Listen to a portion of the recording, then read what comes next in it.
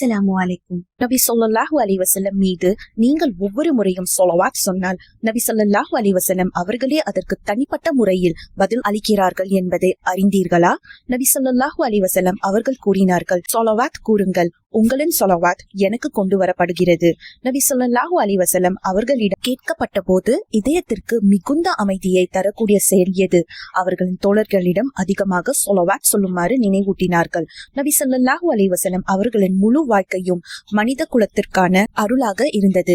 அது நம் இதயங்களுக்கு ரசூல் ஸல்லல்லாஹு அலைஹி வஸல்லம் அவர்கள் காட்டிய அன்பையும் அவர்கள் செய்த தியாகங்களையும் நம்மை ஜன்னத்தின் வழி நடத்தும் வழிகாட்டியாக இருந்த பங்கையும் நினைவூட்டுகிறது.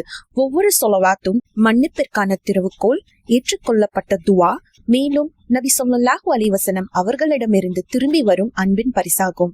ஆகையால் இன்று உங்கள் நாவை அல்லாஹும்ம ஸல்லி அலா முஹம்மத் என்று சொல்லிக் கொண்டே இருங்கள். ஒரு சிறிய ஸலவாத்தும் ஆகிராவில் அதிர்வுகளை ஏற்படுத்தும்.